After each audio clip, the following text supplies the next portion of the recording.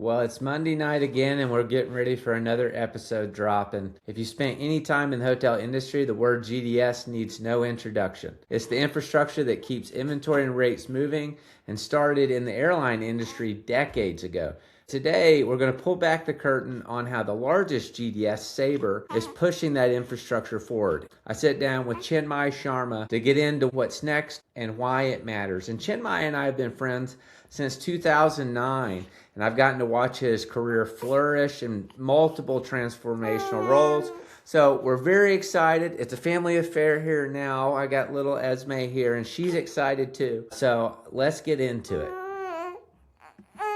Well, welcome back to Not Done. I'm Sloan Dean, and today's guest has worked in basically every part of the hotel distribution chain. Chinmai Sharma is our guest today. He went on to run a brand in Europe for Starwood Capital. I think you also worked at Taj Hotels as CRO, and then you were at RateGain as president of the Americas, and then that company went public. And now you're at SABRE. So Chinmai Sharma, welcome to the show. Thanks for being here. Thanks, Sloan. Happy to be here. I guess let me start with, I love to get a background on you. Maybe a quick little bit about your journey for our listeners. Yeah, no, thank you. So like you mentioned, I did my undergrad in hotel management from India. The family was full of doctors and engineers and teachers. So it was more what I didn't want to do versus what I wanted to do. But once I got in, I started enjoying it. My first full-time job was with a fast food chain called Wimpy's, which funnily enough actually started in the US, but now it's a South African or a British brand.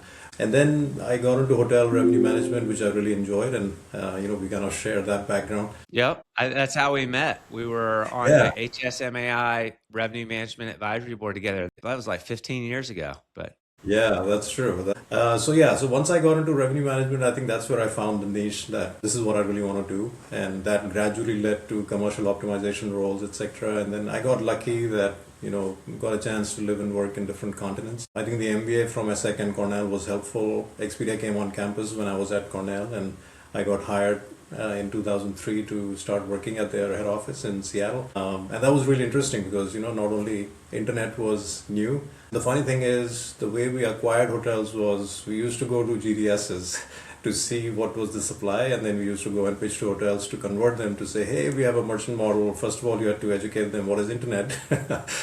And then you had to ask for rooms, and we just said that, okay, let us just show you what we can do. And then obviously it gained, momentum. So I've worked mostly on the hospitality side, some private equity, etc. But I think the attraction of SABRE was that I wasn't that close to managed travel, and within my experience I wanted to kind of get some experience there as well. So I've been lucky to be in the industry and having fun.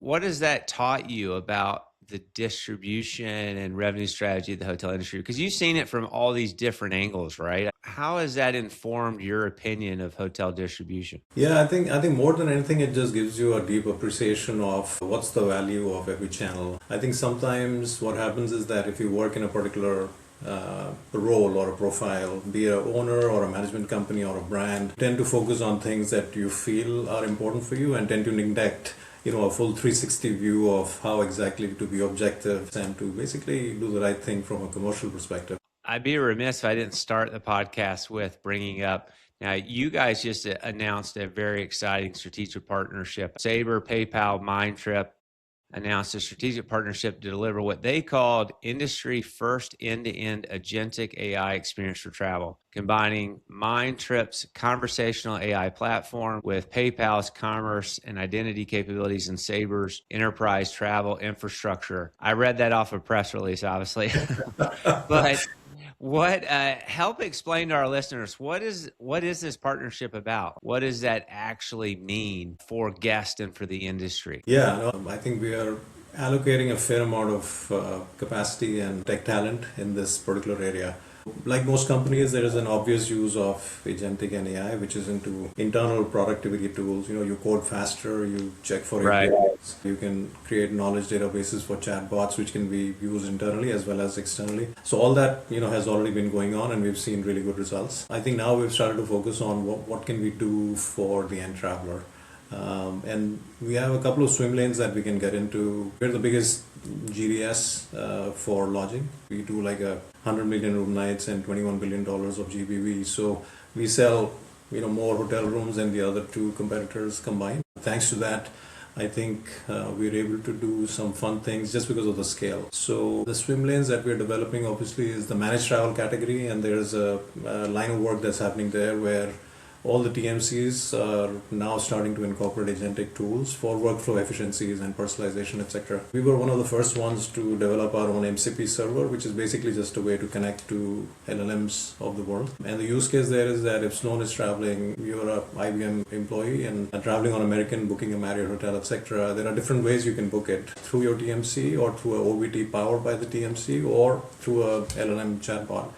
So we just want to make sure that whatever content we sit on, and by the way, we sit on one of the biggest cloud, travel platforms, that content should be surfaced to anyone who wants to consume it. That's essentially the use case, and managed travel is one. But we have aspirations to get into the leisure side as well, and do it on the B2C side as well. So coming back to Mindtrip and PayPal, Mindtrip has done a tremendous job of developing that top of the funnel inspiration discovery tool in partnership with OpenAI and a couple of other LLMs. And they also power some, really significant CVPs and DMOs, etc.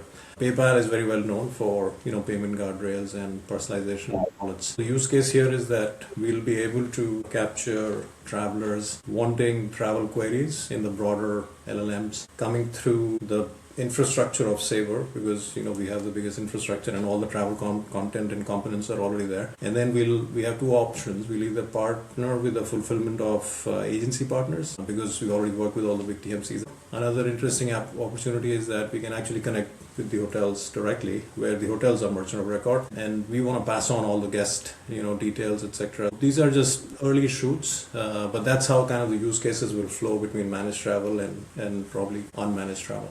Do you see an AI agent as part of this product where, okay, I'm an IBM customer, I'm using my TMC that's pre-approved to book my hotel stay, and I just talk to the AI agent, I don't even talk to a person anymore, and they then book the travel? Yeah. So that's the exact use case that we're already developing. This will definitely transform everything that we do, and even as the managed travelers demographic gets younger, I think more and more self-serve tools will probably become bigger. The good thing is that we already own the infrastructure in this space in a pretty big way with a lot of structured content. So you brought up you're starting this agentic partnership is really focused on your core B2B, but you envision this maybe getting into the leisure segment. I pulled some stats that about 80% of GDS bookings, I think today, are corporate. You guys kind of dominate the business travel segment, even though leisure is actually bigger industry wise. How do you see that partnership evolving into the leisure space? Because when I think leisure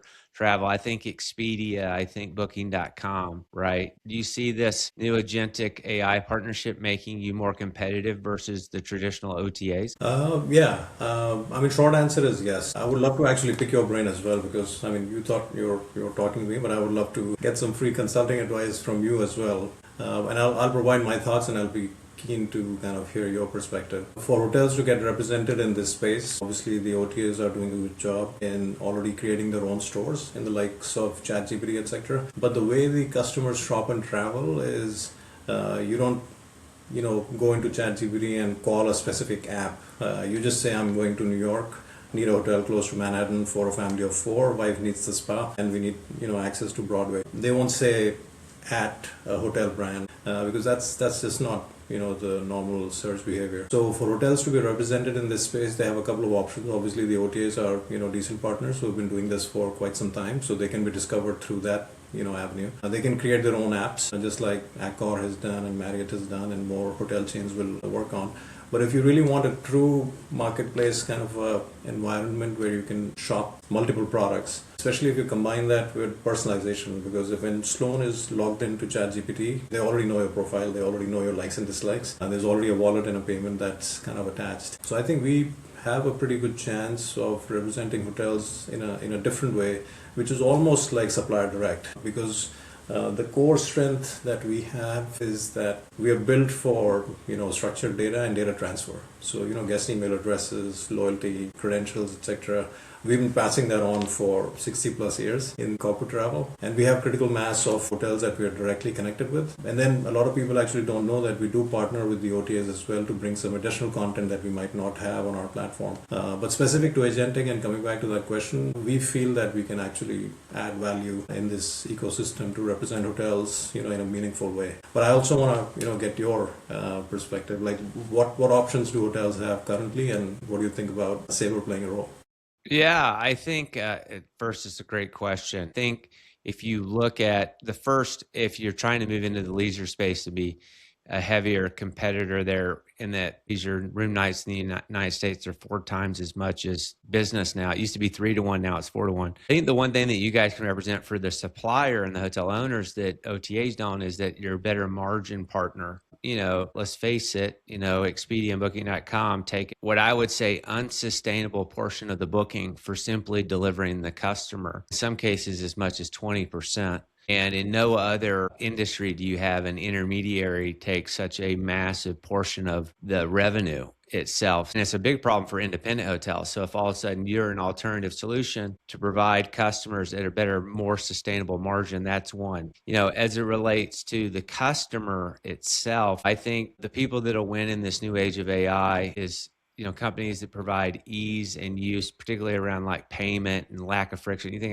the Shopify experience, right? And I think you're right. If anyone with AI relationships can provide preferencing, almost like the Netflix, what Netflix does in media, do that in travel. Amazon, Netflix are great at that, like preferencing, offering up proactive offers. I think itinerary planning is really important for folks, and I don't think anyone does it exceptionally well. So if there's some preferencing that then bleeds itself into an itinerary planning tool that then offers up proactive experiential offers. I think the other thing too is that we're moving into this world that the new generation won't use the user interface. It'll just be talk to your AI agent, ChatGPT, and then they go do everything. If you look at like Amazon, they've taken friction out of the buying things because there's less clicks. Well, eventually there'll be no clicks, right? Yeah.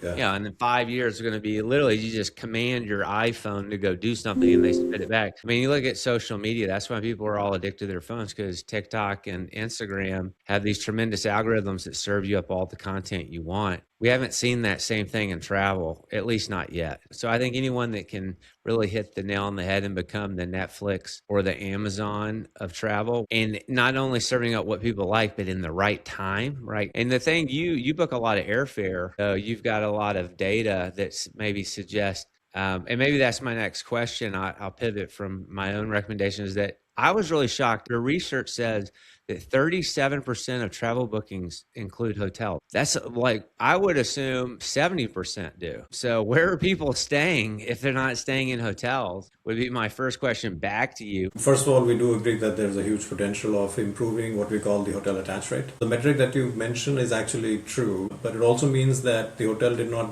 get booked at the same time air was booked. You can always lag Okay.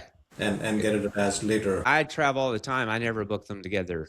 Yeah, myself, So the first metric is how often do they get attached right away. Even if you look at the total attach, irrespective of when they get attached to that trip, it still leaves a lot of opportunity. What that basically means is that they will definitely stay somewhere, but they might be booking either outside the travel program or outside our channel. And then the Sabre architecture was always open, so we do allow agencies to attach hotels even if they're not booked on our platform, because we just want to facilitate travel and give them the same PNR, etc. But a lot of it is agent training. A lot of it is how intuitive can you make the platform. We have some AI enabled tools that do a pretty good job of prompting the right hotel for the right traveler or the right travel advisor. And then what also happens is that we power a lot of airline content for a lot of OTAs and a lot of group air travel as well, where the hotels might still be getting contracted separately, for a Vegas convention or for a sports team that's traveling with FIFA, etc. So those are also metrics where the attach rate might not happen instantaneously. And travel agencies actually, they make more money if you actually attach the hotel right there. It's actually save money for the corporate buyer as well, because if you look at the pricing curve of hotels, prices will keep going up. And if you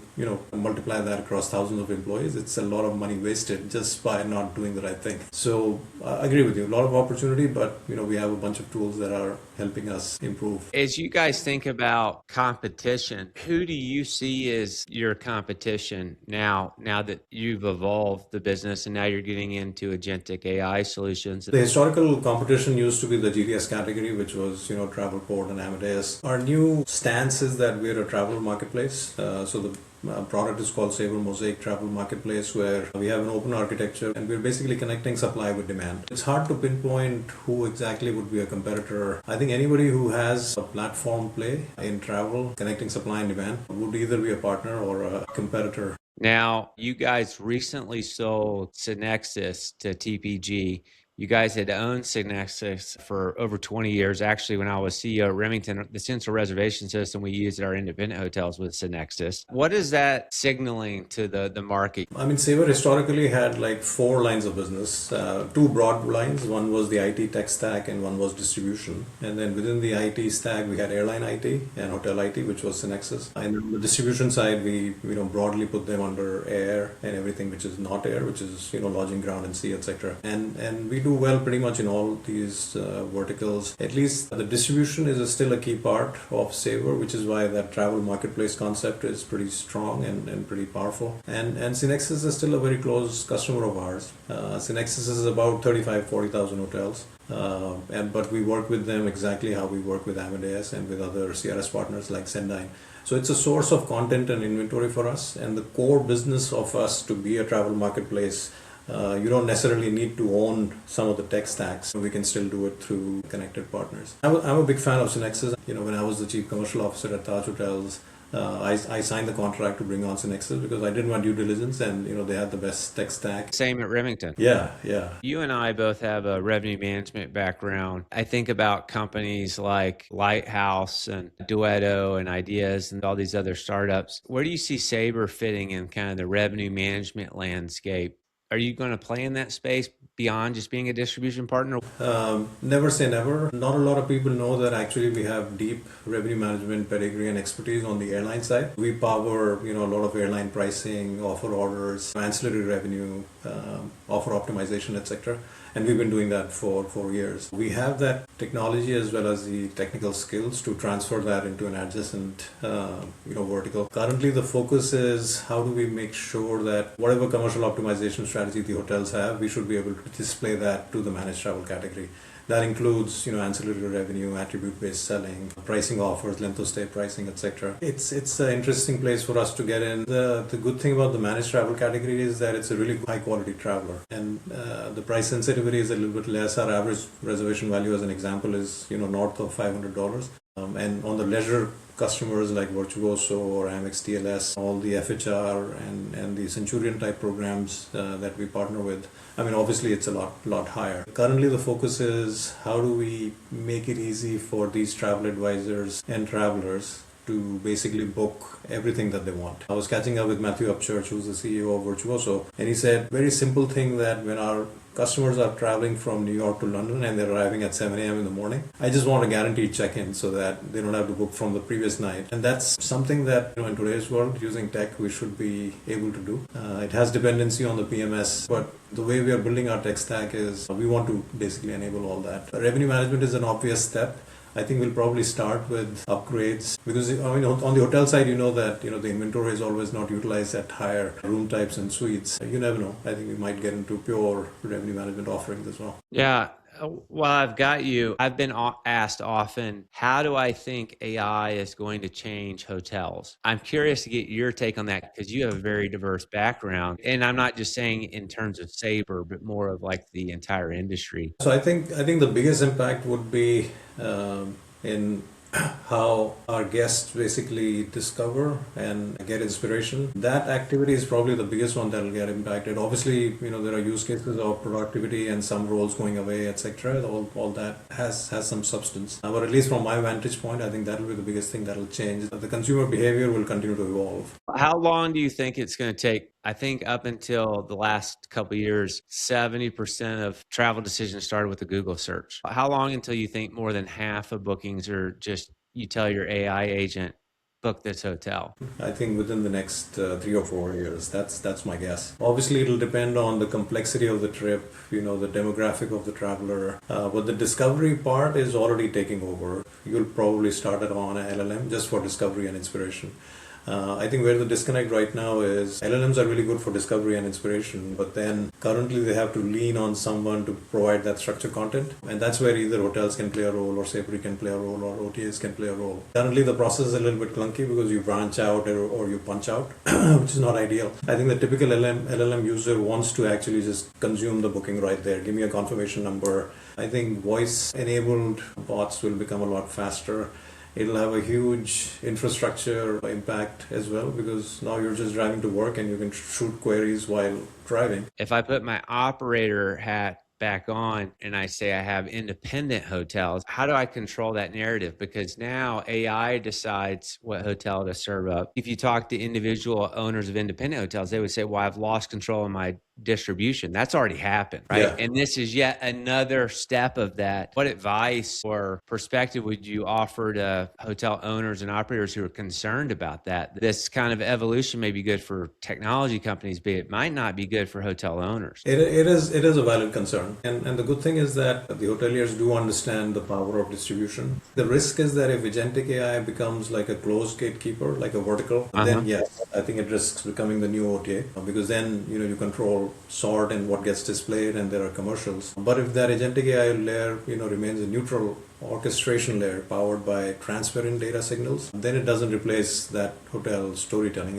It simply translates it into languages that machines can understand, and they can connect demand with supply. I think the hotels that win won't be the ones shouting the loudest. They'll be the ones which will be structuring their narrative in a way which is AI friendly. The LLMs actually rely a lot on social media and other signals, get good TripAdvisor reviews, good Yelp reviews. The real risk, I think, is that if hotels don't participate actively in shaping AI signals, then you're not optimizing for conversion probability. What's the single biggest mistake that maybe individual hotels or revenue managers or hotels in general make with GDS strategy? Like, what are some tactical suggestions you would have for hotels on how do I maximize the revenue I get through GDS? I think the biggest misconception is that we are a super expensive channel, because I think they combine the costs of managed travel, including the TMC, overrides and incentives and commissions. And every now and then I'll see a LinkedIn post that GDS costs are actually 35-40%. I don't know how they get those numbers. I mean, first of all, the GDS tech stack on its own, we are like low single digits as a percentage of the reservation value. Right. My elevator pitch on the GDS category, including Sabre and our other partners, would be high quality traveler, full guest data transfer, including email addresses and loyalty. So we're loyalty accredited as well. Low cancellation rates. And then on-property spend of our travelers is much higher than any other channel. If you know Cindy and Calibri Labs, they do a pretty good job of cost of distribution channels. So GDS always ranks pretty high, not only on the gross IDR, but also on the contribution to operational profit. I think the pitch to the hotel owners or GMs would be, think of GDSs, separately as a commercial optimization strategy. Don't think of it only as corporate travel. We do a ton of managed leisure travel as well, which is very lucrative. And then to your point, I think with Agentic coming in, there's a pretty good chance that we'll be able to solve some of the pain points in a pretty interesting way. Yeah, you're also on the boards of HSMAI and HEDNA. You're seeing kind of the talent pool as they come up. I think we've often said we're a technology laggard, right? The industry is slow to adopt technology, and I often thought that was because a lot of people who are tech oriented didn't go work in hotels or work in travel. Are you seeing that change? It seems like travel is more an interesting workplace for tech. I think I would definitely be concerned if we lose talented hospitality people to tech. I won't be concerned if we lose them to travel tech, because at least you're within that vertical and then you're still adding value in different ways. But I think the real issue isn't that tech is stealing people. It's just that I think tech is telling a clearer story about the opportunity and what you can do. Traditionally, hospitality careers historically always kind of rewarded patience and loyalty and years of work. Current scenario is that people want speed and scale. It's not just about a job. They need to be challenged. So I think there are certain aspects of tech which are definitely more attractive. I think the other thing that needs to happen is that compensation and equity, these type of things, historically haven't really changed a lot in the traditional hospitality roles. What is the best career advice that you've ever gotten? I think make yourselves indispensable. And I think the best way to make sure your job stays is to actually do the job. One more thing which I find very true is that you need to continuously create value, not only for the company but for people around you, because then that's a good momentum and cycle to build on. What was your favorite role outside of your current role? I've enjoyed pretty much everything. I think the most fun I had was my very first job out of my hotel management program at Wimpy's Fast Food. Barely made any money, worked long hours. We were flipping burgers all day, but it was just a lot of fun, and I really enjoyed that fast customer interaction and basically running a team. So I still miss that. Yeah, it's funny when you're in those early roles where you're young, you look back and you're like, well, man, if I could only get to like that 6-figure income or get the big VP title. But then once you're at a higher level, you look back on it with sometimes you don't realize how great certain things are until you reflect back on them, right? I think that's part of life. Well, we've come to the part of the show we like to do what's called rapid fire. First one, the GDS, will it still exist in 10 years? Short answer is yes. I think it'll transform into a marketplace, but yeah, definitely it'll be around. Do you see the OTAs, specifically Expedia and Booking.com, the two mega players, as a partner, a competitor, or a frenemy? I would say it's both a partner and a competitor. I mean, in various areas, we actually partner together. We power a lot of airline content for a lot of our OTA friends, but then in certain areas we compete head on.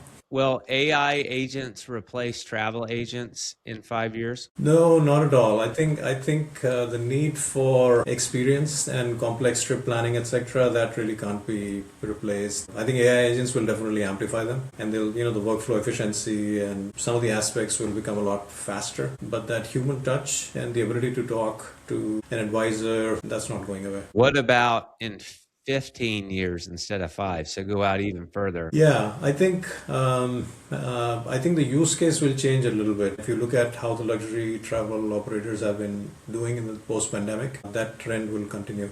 So I think simple things will probably transition to more automation, but more complex trips and high-value trips and luxury, I don't see any change. Now, you've made the shift from working for hotel brands or hotel operating companies. What's the hardest part of going from hotel operations to tech? Yeah, I think the biggest thing is you're not the center of the universe anymore. So when you're on the hotel side, you are more in control because you have the supply. And then at least from a tech standpoint, everybody is kind of coming to you and pitching to you. And you buy the tools and you use them. But I think that was the biggest difference for me, that now the world is different and you come to know who your real friends are really fast. So I do miss that business and the guest angle, but tech is a lot more fun. What's a hotel brand that you think does distribution really well? I've had the opportunity to work at a few brands. I like Marriott because of their scale. What they do at the scale at which they do is pretty formidable. I think within, like Citizen M is a good example. If you look at their DNA and how they grew and how they focused on tech enablement, big fan of what they did. Favorite hotel that you've stayed at? I've heard most of your podcasts actually, and I know when KJ was on it, he mentioned one of the Taj properties. So one of my favorites is also, both of us actually have worked with Taj hotels in the past. So one of my favorite properties is the Lake Palace in a place called Udaipur, which is in the middle of a lake. It's a 300-year-old palace. Wow. I definitely recommend you should go with your wife. It's in a state called Rajasthan, which is on the west side, and it's in the middle of the lake. So it's actually, if you're a James Bond fan, then Octopussy, part of the movie was shot at that same location. The cool part is that even to check in and check out, you need a boat because it's in the middle of a lake. But if you want to live through a historical palace, doesn't get better. Well, Chinmai, thank you for being on today. We always close out with our guests saying what they're not done with. So Chinmai Sharma, what are you not done with? So Sloan, just like you, I'm not done with this industry. So many things that I still want to do. Mainly it's building something that meaningfully reshapes hospitality and tech, working together. A lot of the key points that we discussed, I would like to use my knowledge and background to do something to solve some innovative problems. Well, thanks for being on today. I appreciate it. Thanks for having me, Sloan.